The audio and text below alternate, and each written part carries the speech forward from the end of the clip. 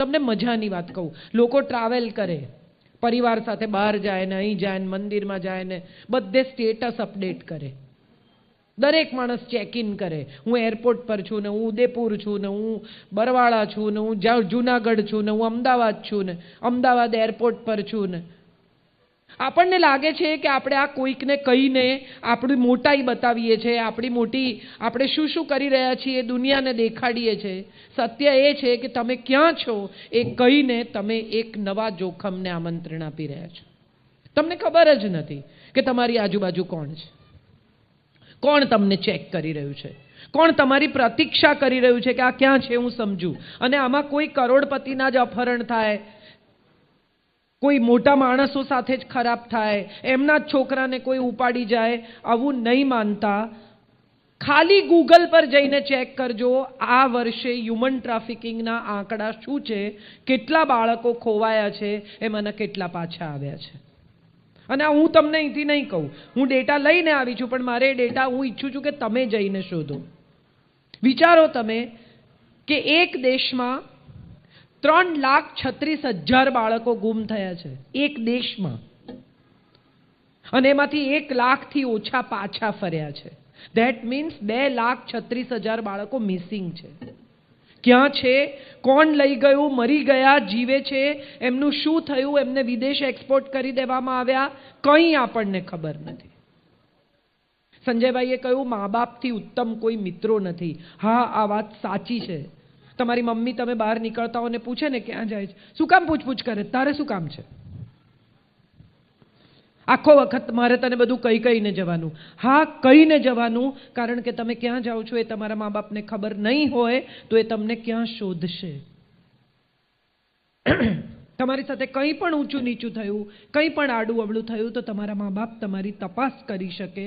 એ માટે status check in કરો કે નહીં, તમારા મા બાપને અપડેટ કરતા રહો. હું નીકળી, હું પહોંચી, હું આવી, હું નીકળ્યો, હું આવ્યો, હું ટ્યુશનમાં છું. મોટા ભાગના બાળકો ખૂબ જુઠ્ઠું બોલે છે. ટ્યુશનમાં જવાનું કહીને ટ્યુશનમાં જાય નહીં, મિત્રો સાથે રખડ્યા કરે. મજા છે, મેં પણ કર્યું છે, આ ઉંમર હોય જ અને એ ઉંમરે મજા કરવી જ જોઈએ, એની પણ હું ના નથી જ પાડતી. પણ મારી વાત થોડી ગંભીર છે અને મારે આ તમારા સુધી પહોંચાડવી છે. આપણને ખબર જ નથી કે આપણે ખોટું બોલીને ઘરેથી નીકળ્યા છીએ, પણ આપણને ખ્યાલ જ નથી કે આપણને કોણ ફોલો કરી રહ્યું છે. આપણે મા બાપને તો એમ કહ્યું છે કે હું ટ્યુશનમાં જાઉં છું. મા બાપનો છેલ્લો સોર્સ આપણા ટ્યુશનનો છે.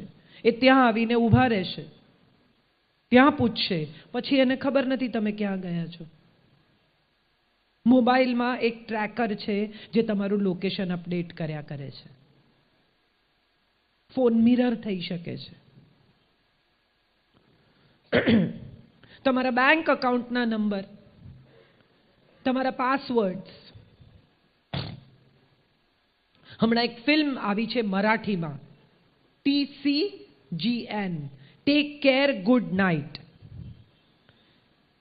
એક ભાઈ રિટાયર થાય છે, એની બધી જે કોઈ પૂંજી છે તે બેંક અકાઉન્ટમાં ટ્રાન્સફર થાય છે. બેંક અકાઉન્ટમાં એ પૈસા ટ્રાન્સફર કરીને એની પત્ની સાથે થોડા દિવસ બહારગામ જાય છે. એ જ્યારે બહારગામ જાય છે ત્યારે એના ખાતામાં 66 લાખ રૂપિયા છે અને પાછા આવે છે ત્યારે એના ખાતામાં 56,000 રૂપિયા છે. બિલકુલ ટેકનોલોજીથી અનભિજ્ઞ, કશું નહીં જાણતો, કંઈ નહીં સમજતો માણસ એકડે એકથી ટેકનોલોજી શીખવાની શરૂ કરે છે, શોધવાનું શરૂ કરે છે કે આ કેવી રીતે થયું. અને એને ખબર પડે છે કે એની દીકરી ચેટરૂમમાં કોઈકની સાથે વાત કરે છે, રોજ જુદા જુદા લોકો સાથે. કારણ કે ચેટરૂમમાં કોણ છે એની તમને ખબર નથી. છોકરી બનીને છોકરો વાત કરે, છોકરો બનીને છોકરી વાત કરે, તમને ખબર પણ નથી કે ચેટરૂમમાં કોણ છે. અને આ ચેટરૂમમાં વાત કરતી છોકરી વાતમાં પેલા છોકરાને એમ કહે છે કે મેં મારી મમ્મીનું નામ મારા પપ્પાના પાસવર્ડમાં નાખ્યું છે, શ્રીદેવી, પણ SHRI ને બદલે હું EE લખું છું. મેં પપ્પાને 25 વાર કહ્યું તો એ પાસવર્ડ ભૂલી જાય છે. આ માહિતી છે, આ ઇન્ફોર્મેશન એણે ડિલિવર કરી છે અને આ ઇન્ફોર્મેશનની મદદથી એના પપ્પાના ખાતામાંથી 60 લાખ રૂપિયા ટ્રાન્સફર થઈ જાય છે. આપણને ખબર પણ નથી કે આપણે કોને ઇન્ફોર્મેશન આપી રહ્યા છીએ અજાણતા જ. ફોટા, બહુ જ સરસ વાત કરી સંજયભાઈ. મારી વાત ત્યાંથી જ શરૂ થાય છે. કેટલી બધી દીકરીઓ પોતાના ફોટા અપલોડ કરે છે, વોટ્સએપના ડીપી મૂકે છે, ફેસબુક સ્ટેટસ અપડેટ કરે છે. હમણાં થોડાક જ દિવસ પહેલા મારી ઓફિસમાં એક પરિવાર આવ્યો હતો. એની દીકરીના એન્ગેજમેન્ટ કર્યા, અરેન્જ મેરેજ, મા બાપે નક્કી કરેલા લગ્ન. દીકરીને દિવાળીમાં એને ઘરે મોકલી, પહેલી વાર સાસરે એન્ગેજમેન્ટ થયા પછી. દીકરી ત્યાં 2 દિવસ રહી, પાછી આવી. અને પછી થોડાક જ દિવસમાં દીકરી એટલી બધી ડરેલી રહે, માને કહે નહીં ક્યાં જાય છે, જ્યાં કહીને ગઈ હોય ત્યાં મળે નહીં. માને એમ કે કોઈ બોયફ્રેન્ડ છે. મારે મમ્મીઓને પણ કહેવું છે કે તમારા સંતાનને એટલું બધું ડરાવો નહીં કે તમારી સાથે વાત કરતા પણ ડરે, તમને સત્ય કહેતા પણ અચકાય. એને તમારો એટલો ભય ન લાગવો જોઈએ. કે મા બાપ ઉત્તમ મિત્રો છે, સંજયભાઈએ કહ્યું, પણ સત્ય એ છે કે મા બાપ પોતે જ મિત્ર બનવા તૈયાર નથી. મા બાપને લાગે છે કે કડપ બતાવવો જોઈએ, દબાણમાં રાખવા જોઈએ, કંટ્રોલમાં રાખવા જોઈએ. દીકરી માને કહે નહીં શું થયું, કોઈને ઘરમાં કહે નહીં શું થયું. એક દિવસ એની બહેનપણીએ આવીને માને કહ્યું કે છોકરાએ ઘરમાં કોઈ નહોતું જ્યારે એના સાસરે, ત્યારે દીકરી સાથે શારીરિક સંબંધ બાંધ્યો, એનો વિડીયો ઉતાર્યો અને હવે એને ડરાવે છે કે આ વિડીયો હું અપલોડ કરી દઈશ, તું મારા મિત્રોની સાથે પણ શારીરિક સંબંધ બાંધ. ઓફિશિયલી એન્ગેજ કરેલી મા બાપે શોધેલો છોકરો. અને આ સત્ય ઘટના છે. થોડાક જ દિવસ પહેલા મારા ઓફિસમાં આવીને કહી ગયેલા લોકો. અમે સાયબર ક્રાઇમની ફરિયાદ કરી, તરત પગલાં લેવાયા. મારે બધી દીકરીઓને કહેવું છે કે ફરિયાદ કરતા ડરતા નહીં. આજે જ ફિલ્મ રિલીઝ થઈ છે છપાક. સંજયભાઈએ એસિડ એટેકની વાત કરી, મારી નહીં તો કોઈની નહીં. વાત સાચી છે, પણ એસિડ એટેકથી, રેપથી, મોલેસ્ટેશનથી ડરીને ક્યાં સુધી રહેવાનું? પૂરા કપડાં પહેરો કારણ કે બહારના લોકોની દ્રષ્ટિ ખરાબ છે. ઢાંકીને ફરો કારણ કે બહારના લોકોની દ્રષ્ટિ ખરાબ છે. અહીં બેઠેલા બધા જ લોકોને મારે પૂછવું છે કે સ્વિમિંગ પુલમાં છોકરાઓ નહાતા હોય છે, હા કે ના? હા કે ના? એમાં કેટલા બધા છોકરાઓના શરીર સરસ હોય છે, ગ્રીક ગોડ જેવા હોય છે, પાતળી કમર, પોળા ખભા અને ખુલ્લા હોય છે, ખાલી સ્વિમસૂટ પહેર્યો હોય છે, હા કે ના? જવાબ આપો. સાંભળો છો કે નથી સાંભળતા? તો કેમ સોપો પડી ગયો છે? આટલા બધા છોકરાઓ નહાતા હોય છે, તમે જોઈ કોઈ 4 છોકરીઓ ભેગી થઈને ખુલ્લા છોકરાને ઉપાડી ગઈ હોય? હા કે ના? કેમ? છોકરો ખુલ્લો ના તો છોકરી ના ઉપાડી જાય, પણ છોકરી શોર્ટ્સ પહેરે તો છોકરાની દ્રષ્ટિ બગડે. કોણ નક્કી કરે? નિર્ભયા કેસમાં ડોક્યુમેન્ટરીમાં નિર્ભયા ઉપર બળાત્કાર કરનાર માણસ ડોક્યુમેન્ટરી ફિલ્મમાં એમ કે છે કે એણે જે કપડાં પહેર્યા હતા એ જોઈને હું ઉશ્કેરાઈ ગયો. છે અધિકાર કોઈને આવું વિચારવાનો, આવું જોવાનો? અને જો છે તો એ ક્યાંથી આવે છે?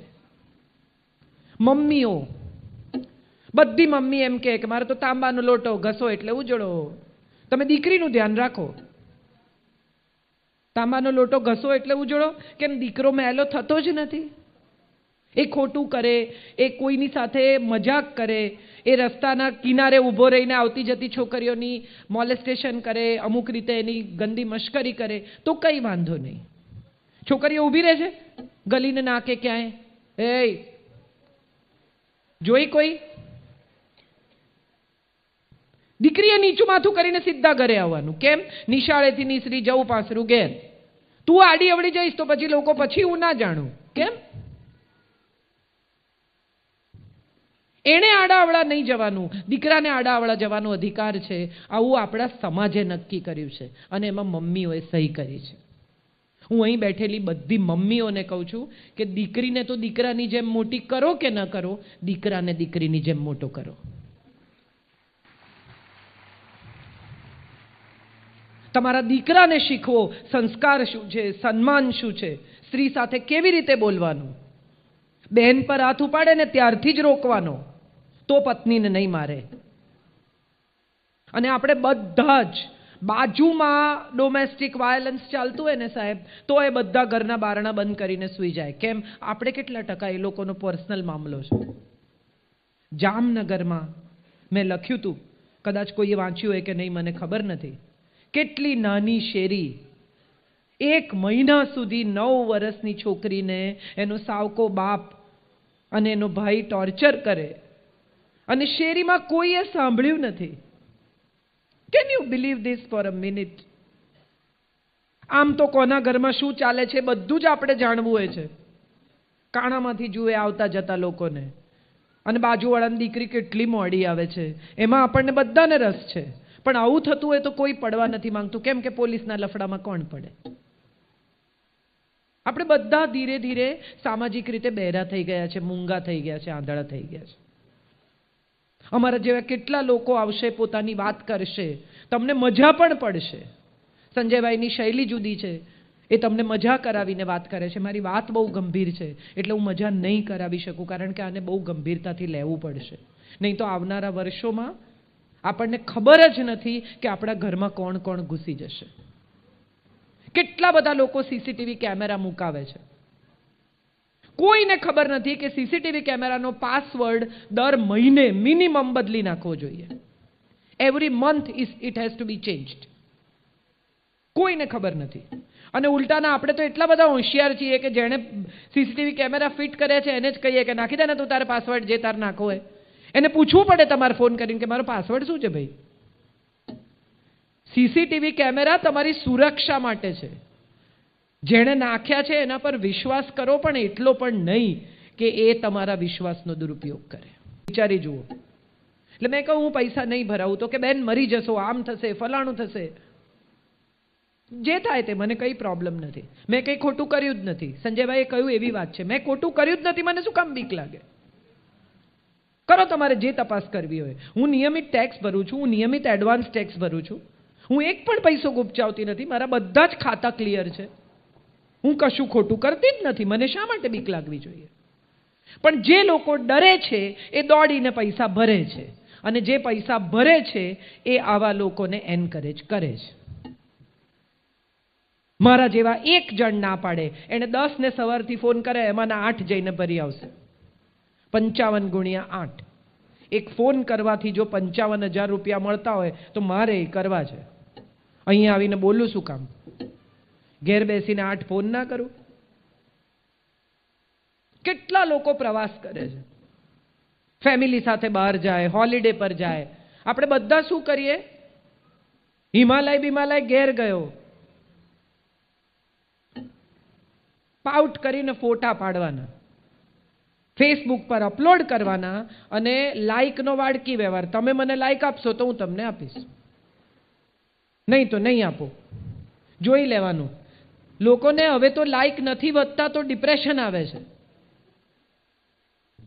કે મારી તો 56 માંથી 52 લાઈક થઈ ગઈ, અને મારી બહેનપણીને 56 માંથી 80 થઈ ગઈ. એવું તો એણે શું કર્યું? પેલી આમ એક ખભો ખોલીને ફોટો પાડ્યો હોય. બધાને ફેમસ થવું છે, એકે એક જણને ફેમસ થવું છે. અને ફેમસ થવા માટે શું થઈ શકે એ બધા હથગંડા અપનાવવા છે. કોઈ પોપ્યુલર વ્યક્તિ વિરુદ્ધ ખરાબ લખો, પછી જો મજા. દરેક માણસ તમારા ફેસબુક પર આવીને કમેન્ટ કરે ને ઝઘડા કરે ને તમે ઝઘડા કરો ને એ ઝઘડા કરે ને કોક શેર કરે એટલે તમે તરત પોપ્યુલર ને 1000 લોકો તમારે ત્યાં વધી જાય. ફાયદો શું આ બધાનો?